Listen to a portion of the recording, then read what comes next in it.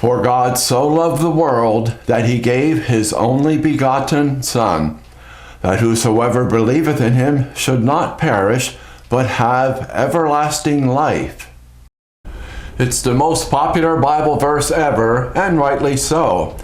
But many modern translations now remove the word begotten from their Bibles in all 6 places where it's found in the King James Version. The original Greek word for only begotten is Monogenes. Let's discuss the history, some etymology of Monogenes, only begotten. History that many modern-day scholars don't tell you. From around 408 BCE, an earliest usage of Monogenes can be found in the writings of Euripides. O my child, my only begotten child, whom I bore in pain and sorrow. An early example of an only begotten or birth child. From 350 BCE, Aristotle wrote, among the animals that produce few offspring, there are those which bear only one at a time, and these are called monogamous. Such species do not multiply abundantly, for their nature is not to generate many, but rather to bring forth singular and rare progeny. They bear, generate, bring forth only one, Monogenes. We see Monogenes in the Greek Septuagint translation of the Bible in Judges 11:34, where Jephthah's daughter was his only begotten daughter, the only child he gave birth to. 3 only begotten Monogenes births are mentioned in the New Testament. One is in Luke 7 verse 12, where Jesus resurrects a widow's only begotten son. In Luke 8 verse 42, we read of Jairus' only begotten daughter, and in Hebrews 11:17, we read of the covenant only begotten son from Abraham, Sarah, that is Isaac. Right from the start, Monogenes was used to show an only or unique begetting or birth, bringing forth offspring. In every example, someone or something is born, came to be, generated. As Strong's lexicon defines, Monogenes, only born, sole, only begotten child.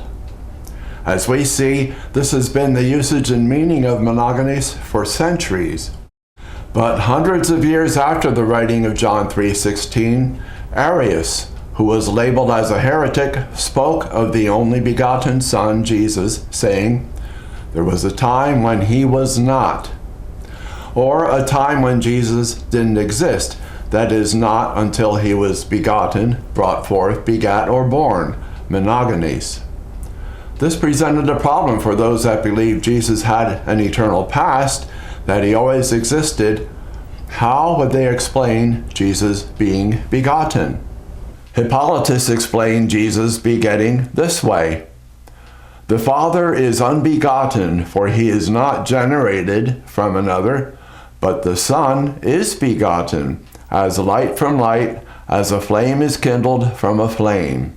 Origen wrote quite the same thing. For as he, Jesus, is begotten of the unbegotten, he is the brightness of eternal light, and so is called light from light. Thus, in modern-day readings of the Nicene Creed, it's stated that the begotten Son, Jesus, is light from light. Tertullian explained begotten this way. The unbegotten Father is as the Son, while the begotten Son is as the ray. The ray is not separated from the sun, but proceeds forth from it. Novatian wrote, the unbegotten God is the fountain, and the begotten Son is the river that flows from it. The river is not separate from its source, but remains connected to the fountain. Athanasius used a different river analogy. The Father is unbegotten, the source of the Son. The Son is begotten, flowing from the Father as a river from a fountain. Athanasius also used a second analogy. If the Father is unbegotten, he is the root.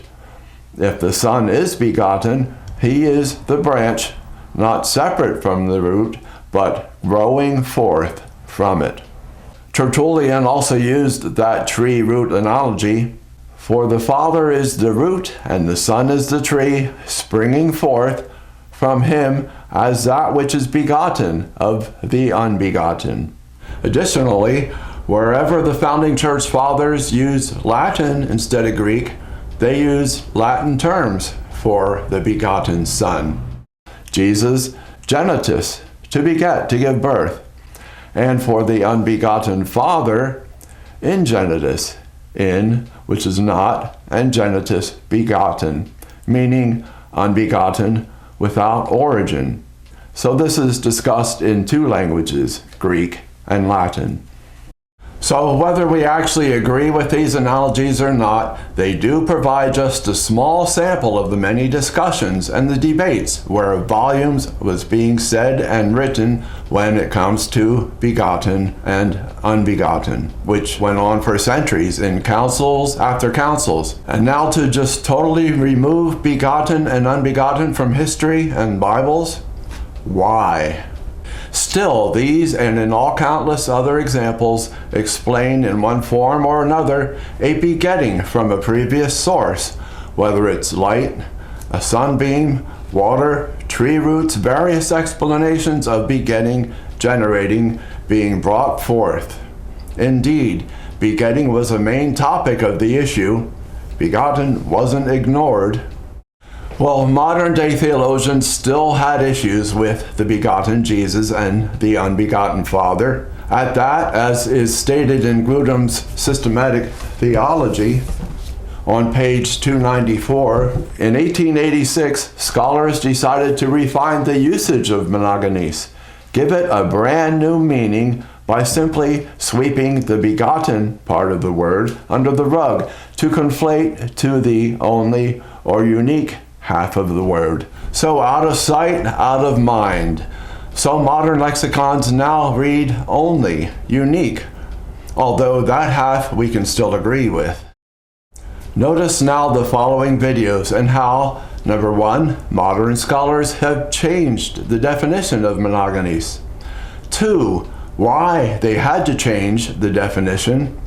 Three, all of their non-biblical jargon they must now fabricate. And four, how they find fault with Arius since he didn't predict the future revisions of what monogenes would mean. He taught Jesus was a created being. He was less than God the Father. He argued that since the Son was begotten, he must have had a beginning and therefore wasn't co-eternal with the Father. Now, he simply misunderstood the word begotten, Monogenes. It doesn't mean begotten in the sense of being created, but rather one of a kind. Jesus is the unique one, diakarson. He explains the traditional translation only begotten, like the King James Version does. It's simply a misunderstanding of the Greek root. Monogenes emphasizes Christ's unique sonship rather than implying a beginning in time. In other words, Arius turned Jesus into a mere mortal, and that just totally dismantles the doctrine of the Trinity, which holds that the Father, Son, and Holy Spirit are co-equal and co-eternal. When we speak of Christ as begotten of the Father, traditionally, this has been understood to mean that Christ is begotten of the Father in his divine nature, not his human nature. That from eternity, the Son has proceeded from the Father.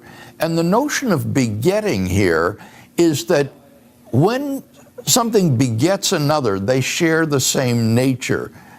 Cats beget kittens. Dog begets puppies. They share the same nature. So Christ was not created by the Father, but he was begotten by the Father and therefore shares the same divine nature. And this is encapsulated in the Nicene Creed in saying that the Son was begotten of the Father before all ages. This is an eternal generation of the Son. The difficulty is that that's very difficult to justify biblically. It sure is difficult to justify biblically. And where do we ever read of an eternal generation in the Bible? Interestingly, no one in his time ever told the heretic Arius that he had the wrong definition of monogenes, as we often hear today. No one back then told him that it means nothing more than only or unique, and to ignore the begettal part of monogenes. But why would they? None of the ancient fathers back then were saying monogenes means only or unique, as today's scholars claim. None of them. If they back then saw monogenes as today's theologians do, why would they have been so obliged to offer various analogies of flames begetting flames, light from light, and begetting from rivers and trees? Why would there have been so many heated discussions comparing and contrasting begetting with not begetting in both Greek and Latin languages? Why all of these discussions if begotten and unbegotten should mean nothing, as modern scholars say? Strangely, would this now mean that the unbegotten Father isn't unique or only? So what about those of us that have done our homework or are already very much aware of the original meanings of the word monogenes? Are we expected to simply forget about the begotten part and the continuous debates and councils in the early New Testament history, as modern scholars seem to do? For those that go and change definitions from what was inspired by God to suit their preconceived thinking, well, so be it.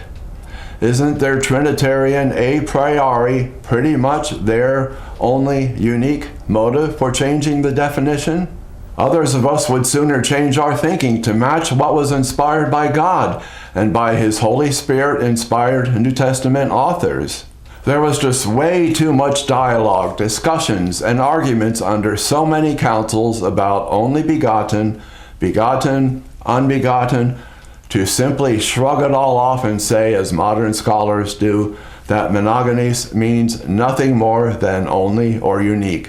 A proposal never even brought up back then, a revision adopted due to a doctrine not even mentioned or discussed in the Bible, yet requiring volumes of embellishment today. For God so loved the world that he gave his only begotten Son, that whosoever believeth in him should not perish, but have everlasting life.